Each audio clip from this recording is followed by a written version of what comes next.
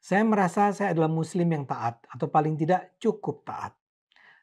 Saya sholat 5 kali, walau mungkin saya cukup rileks menjalankannya. Saya lazim melakukan penggabungan sholat. Dalam Islam itu namanya jamak. Jadi saya bisa menggabungkan sholat duhur dengan asar atau sholat maghrib dengan isya. Ini adalah hal yang sangat lazim dalam Islam. Saya tidak merasa harus ada alasan kuat untuk melakukan jamak. Dari apa yang saya tahu, dalam Al-Quran sendiri tidak ada perintah sholat 5 waktu. Al-Quran hanya menyebut ada sholat di waktu-waktu tertentu dan jumlahnya menurut perhitungan saya bukanlah 5. Karena itu dalam dunia Islam ada banyak umat Islam yang memang menjalankan sholat 3 kali sehari.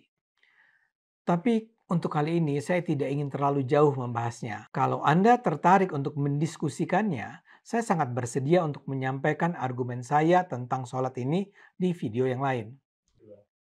Tapi saya merasa perlu menjelaskan saya sholat untuk menyatakan pada mereka yang memfitnah saya bahwa saya adalah muslim yang menjalankan perintah yang disampaikan Nabi Muhammad. Saya adalah muslim yang sangat percaya dengan ajaran Islam.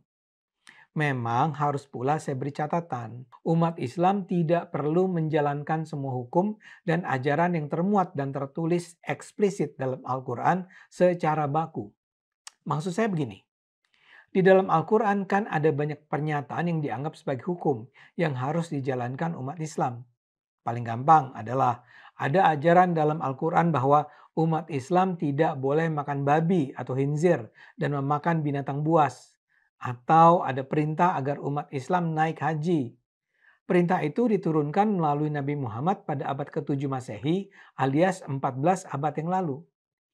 Nah, dalam pandangan saya, itu adalah rangkaian aturan yang belum tentu harus kita jalankan di abad 21 ini. Saya tidak sedang mendorong umat Islam untuk makan babi ya, tapi barangkali kita layak atau bisa diskusikan kembali apakah pelarangan tersebut memang perlu dipatuhi secara kaku saat ini. Saya ingin menjelaskan mengapa saya berpikir begitu. Jadi dalam pandangan saya, Al-Quran memang tidak pernah diniatkan untuk menjadi sebuah kitab suci yang dipercaya berisi hukum dan aturan yang baku sepanjang masa. Islam itu tidak tunggal. Islam yang dipercaya di abad 21 akan berbeda dengan Islam yang dipercaya pada abad ke-7. Islam yang dipercaya di Indonesia akan berbeda dengan Islam yang dipercaya di Arab Saudi. Dan contohnya kan sangat banyak. Misalnya saja, di Saudi masih diberlakukan hukuman mati terhadap orang yang menghilangkan nyawa orang lain. Mereka merujuk ke Al-Quran. Tapi umat Islam di Indonesia yang juga merujuk kepada Al-Quran tidak menerapkan aturan tersebut. Jadi ada beragam cara mempercayai ayat Al-Quran. Itu menunjukkan bahwa kita tidak bisa mempercayai Islam dengan satu cara.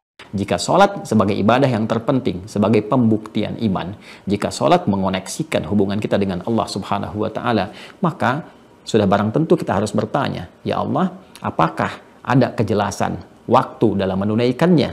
Kita memahami bahwa secara teknis penjelasan-penjelasan cara menunaikan dari awal sampai dengan akhir tentu sudah barang tentu sekali lagi akan banyak memakan tempat jika dijelaskan di dalam Al-Quran. Paling logis dijelaskan lewat petunjuk-petunjuk Nabi Muhammad SAW sehingga bisa diamati dengan jelas, dilihat bagaimana prakteknya, diajarkan dengan sempurna. Namun dalam segi waktunya, apakah Allah Subhanahu wa Ta'ala menunjukkan kepada Rasulullah SAW sebagai penjelas kapan itu ditunaikan sehingga Nabi mudah kemudian mengajarkan kepada kita dengan prakteknya sempurna dari awal sampai akhirnya. Disinilah indahnya kita temukan Al-Quran memberikan satu gambaran penjelasan dengan sangat utuh bahkan terperinci. Waktu sholat di dalam Al-Quran. Pertama, Allah Subhanahu wa Ta'ala menerangkan kepada kita, bukan hanya memerintahkan sebagai pembuktian iman, tapi menjelaskan kepada kita tentang waktu sholat secara jelas dan ketetapannya. Di Quran surah ke-4 An-Nisa di ayat yang ke-103 Allah berfirman, فَإِذَا قَضَيْتُمُ الصَّلَاةَ فَاذْكُرُوا اللَّهَ قِيَامًا وَقُعُودًا وَعَلَى جُنُوبِكُمْ فَإِذَا اطْمَأْنَنْتُمْ فَأَقِيمُوا الصَّلَاةَ. Perhatikan kalimatnya, Innas salata kanat 'alal mu'minina kitaban mawquta. Perhatikan ujung ayatnya. Innas salata, sungguh salat itu, 'alal mu'minina, bagi setiap insan yang beriman, kitaban mawquta, telah ditetapkan dengan jelas ketentuan waktunya. Dalam bahasa bebasnya, orang-orang yang telah mengikrarkan dirinya beriman kepada Allah Subhanahu wa taala akan mengetahui penjelasan-penjelasan waktu salat yang Allah terangkan. Ditetapkan kepada mereka waktu-waktunya yang sangat jelas.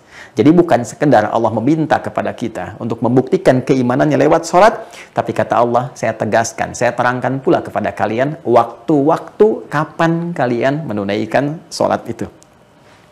Satu, kita bertanya, bagaimana kemudian penetapannya ya Allah? Maka dijawab selanjutnya. Ditetapkan dalam setiap pergantian antara waktu. PAW. Dalam setiap hari. Tadi kata Allah, bagi orang beriman, kami tetapkan waktu-waktu menunaikan sholat. Kita tanya lagi, kapan waktunya ya Allah? Kata Allah, dalam setiap pergantian antara waktu dalam sehari, aku tetapkan waktunya. Baik, Allah berfirman di Quran surah ke-17 Al-Isra di ayat ke-78. Aqimis salata lidulukis syamsi ila ghasaqil laili wa qur'anal fajr. Inna qur'anal fajri kana mashhuda. Ketika engkau bertanya kapan waktu menunaikannya, kata Allah, aqimis salata, tunaikanlah salat yang dimaksudkan itu, ya, lidulukis syamsi, mulai matahari tergelincir, mulai muncul siang, sudah mulai sedikit condong ke arah barat, berada di tengah-tengah, mulai condong sedikit, kata Nabi bayangannya dari tongkat itu, ya, mulai sama dengan tongkatnya dan mulai sedikit turun, ya, mulai sedikit bergeser. Maka muncul dulu ke syamsi itu, bahasa dekatnya kita kenal dengan istilah zuhur saat ini, ya, ila ghasaqil lail, terus membentang sampai dengan malam, wa Qur'an al-fajr, sampai nanti tiba waktu fajar, ya. Inna Qur'an al-fajri kana mashhuda, dan di waktu fajar itu ada salat juga yang spesial yang disaksikan langsung oleh Allah Subhanahu wa taala, seperti Allah menyaksikan semua salat yang lainnya, tapi berkumpul kemudian para malaikat di waktu fajar dengan spesial di dalamnya. Dari zuhur membentang sampai dengan ke waktu fajar. Kita akan lihat detailnya bagaimana itu. Kapan diaturnya? Maka ditegaskan lagi Quran surah ke-11 ayat ke-114. Aqimis salata tarafain nahar wa zulafam minal lail innal hasanati yudhibnas sayyiat. Hei, kata Allah, tunaikan salat yang dimaksudkan. 5 waktu itu secara umumnya aku jelaskan di setiap pergantian antar waktu. Di 2 ujung siang, dari subuh sampai dengan petang asar. Wa zulafam minal lail, kemudian ketemu maghrib dengan isya'nya. Innal hasanati yudhibnas sayyiat. Kalau engkau kerjakan, kamu meloreh nilai kebaikan, mendapatkan pahala yang bisa menggugurkan kejelekan-kejelekanmu. Baik, masih umum ya Allah. Ya, detailnya seperti apa? Maka turun lagi kemudian dijelaskan spesifik waktu pergantian antar waktu itu dalam sehari. Kalau tadi masih umum, ya, zuhur berganti, siang berganti ke sore, sore berganti menjelang ke malam, ya, malamnya tiba, kemudian muncul fajar, masih umum disebutkannya, ya. Kemudian dijelaskan lagi secara spesifik waktunya. Muncul Quran surah ke-30 Ar-Rum di ayat 17 sampai dengan 18. Fasubhanallahi hina tumsuna wa hina tusbihun. Baik, detailnya kata Allah, fasubhanallahi, ayat 17-nya, maka bertasbihlah kepada Allah Subhanahu wa taala. Ya, tasbih ini teman-teman sekalian, bertasbih, menyucikan, memuji Allah Subhanahu wa taala, akarnya dari kata subhah, dan subhah itu nama lain dari kata shalah. Ya, makanya dari lisan Nabi mengatakan subhah itu shalah. Ya, subah itu salat. Karena itulah perintah untuk menerima ibadah salat ketika Allah meminta Nabi, ya, dengan peristiwa Isra dan Mi'raj itu menghadap kepada Allah, diperintahkan untuk menunaikan ibadah salat, maka perintahnya dimulai dengan kalimat subhan. Quran surah ke-17 ayat yang pertama. Subhanalladzi asra bi'abdihi laila minal masjidil haram ilal masjidil aqsa alladzi barakna haula linuriyahu min ayatina innahu huwas sami'ul basir. Jelas. Maka fasubhanalladzi hina tumsuna wa hina tusbihun. Maka kata Allah, bertasbihlah engkau, tunaikan salat kepada Allah Subhanahu wa taala hina tumsuna, ya, di waktu petang menjelang malam. Muncul di sini, ya, petang menjelang malam. Saat matahari mulai akan tenggelam, Ya, matahari mulai tenggelam, tenggelam. Yang di ayat lain disebutkan tenggelam ini disebut dengan maghrib. Terbitnya di masyrik, tenggelam di maghrib. Quran surah kedua Al-Baqarah ayat 115. Walillahil masyriqu wal maghrib. Maka Tumsun menyebutkan waktu maghrib. Masya Allah. Wahina tusbihun, subuh. Masya Allah. Di Quran surah ke-17 ayat 78 disebut dengan fajar, di sini dinamakan dengan subuh. Maka dia punya dua nama, fajar dan subuh. Nah, di ayat 18-nya, kalau Anda teruskan, kita akan temukan kalimat wa asyiya wa hina tudhiran. Hei, asyiya itu waktu petang, belum dekat ke arah maghrib. Antara siang, teman-teman sekalian, menjelang kemudian pertengahannya, ya antara siang, kemudian pertengahannya, lalu kemudian masuk maghrib. Antara siang dengan maghrib ketemu masa, ketemu sore. Itu asyiya namanya. Baik, itu asyiya, asar. Baik ya, ditemukan di sini waktu asar. Ya. Asar menunjuk kepada momentum yang harus dimanfaatkan dengan baik karena hikmah tertentu. Di Quran surah 103, wal asr, demi momentum waktu yang aku berikan untuk beraktivitas, ya. Karena pentingnya sholat itu nanti disebut dengan momentumnya asar. Waktunya, kalau Anda tanya waktunya disebut asyiyah.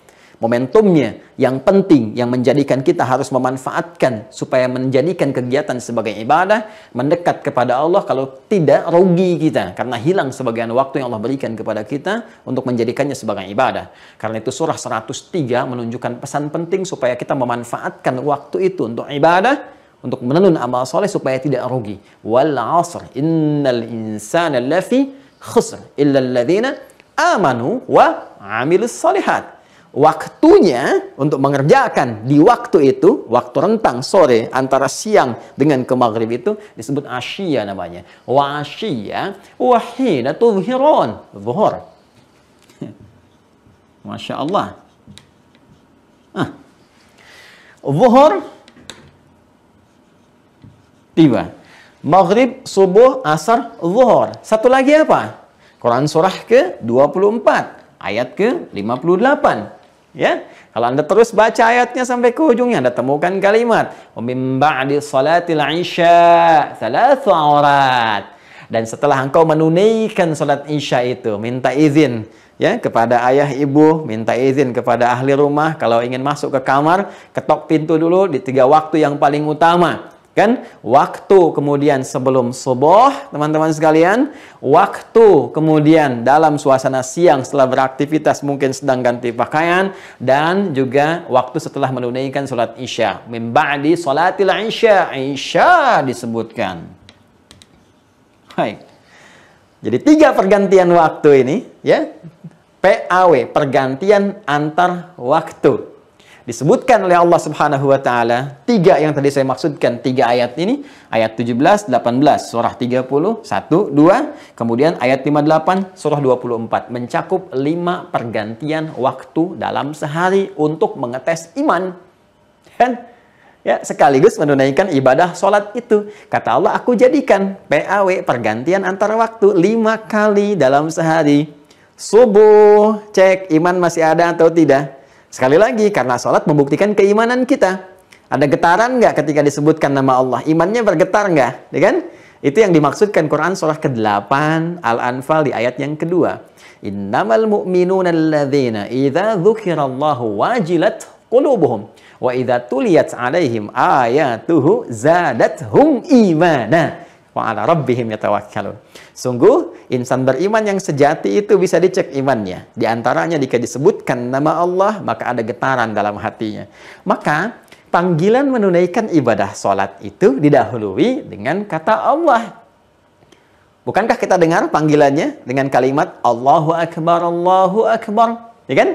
Sampai kita temukan kalimat hayya 'alas shalah, dibukanya dengan apa? Allah, Allahu Akbar.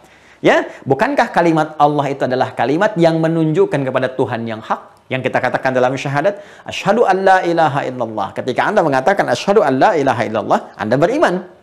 Ya, iman kepada siapa? Yakin tanpa ragu kepada Allah. Tidak ada Tuhan selain Allah, Tuhan yang hak. Maka diuji kita. Buktikan lewat komitmen dengan ibadah. Bagaimana caranya? Panggil dulu. Ada nggak sinyal iman dalam dirinya? Allahu Akbar, muncul. Bukankah subuh ada pengecekan iman ketika kita mendengar itu? Bukankah itu panggilan sholat untuk membuktikan komitmen keimanan kita? Kemudian ganti waktu ke siang. Masih terang nggak? Ya, kita beriman. Masih nyata nggak keimanan kita? Terang, nyata, bahasa Arabnya disebut dengan zuhur. Ya, wahina tudhirun. Dan ketika waktu zuhur pun dipanggil lagi. Allahu Akbar, cek imannya masih ada apa enggak. Ya, ketika tiba waktu sore itu, asyiyah, jangan-jangan kita rugi nih. Karena ada orang subuhnya beriman, sorenya imannya nggak ada. Jangan-jangan waktu yang diberikan tidak dimanfaatkan dengan baik. Memanfaatkan waktu dengan baik untuk kepentingan ibadah dan membuktikan iman disebut dengan asar namanya. Wal asr, innal insana lafi khusr, illa alladhina amanu. Apa dampak dari iman? Wa amilus solihat. Apa amal soleh pertama setelah beriman? Alladzina yu'minuna bil ghaib wa yuqimunas shalah. Makanya disebutkan asar untuk membuktikan komitmen kita dan menunjukkan konsekuensi dari pembuktian iman kita untuk menunaikan salat. Salatnya disebut salat asar. Waktunya disebut dengan asyiyah. Wa asyiyah. Quran surah kedua 4 tadi ya, atau Quran kita kembali ke surah 30 ayat 18 tadi. Ya, Quran surah ke-30 ayat 18, wa asyiyya wa hina tudhhirun. Sampai masuk kemudian ke fase menjelang malam, di sore terakhir saat matahari akan terbenam. Maghrib, bukankah dipanggil lagi dengan suara adzan? Allahu Akbar, Allahu Akbar. Sampai masuk kemudian ke isya, min ba'di salatil isya, bukankah ketika akan salat isya didahului dengan panggilan adzan? Allahu Akbar, Allahu Akbar. Maka kita dapatkan maghrib, subuh, asar, zuhur, isya. Kalau kita ingin urutkan dari subuhnya, boleh. Subuh, zuhur, asar, maghrib, isya. Konektivitas kita dengan Allah menjadi tersambung. Kalau Anda tanya, berapa nomor online untuk menghubungkan kita dengan Allah? Kita katakan 24434. Duanya itu subuh, 4-nya zuhur, 4-nya asar, 3-nya maghrib, 4-nya isya. Buktikan dan ditemukan. Buktikan dan ditemukan. Buktikan apakah ada waktu salat dalam Al-Quran? Ada dan ditemukan. Inilah jawaban ketika Ibnu Abbas radhiyallahu ta'ala anhuma mengatakan kepada rekan-rekannya, koleganya, waktu-waktu sholat itu telah nampak ada dalam Al-Quran, terbaca dengan jelas. Maka sahabatnya bertanya, Aina, bisa nggak ditunjukkan? Di mana itu? Maka beliau katakan seperti apa yang tadi telah saya sampaikan. Fasubhanallahi hina tumsuna wa hina tusbihun. Tumsuna kata beliau maghrib, tusbihun subuh, wa asyiyah wa hina tudhhirun. Asyiyah menunjuk kepada waktu asar, tudhhirun menunjuk kepada waktu zuhur. Dan isya'nya di Quran surah ke-24 An-Nur di ayat ke-58 itu min ba'di salatil isya tadatsu awrat. Kita ketemukan di situ subuh, zuhur, asar, maghrib, isya.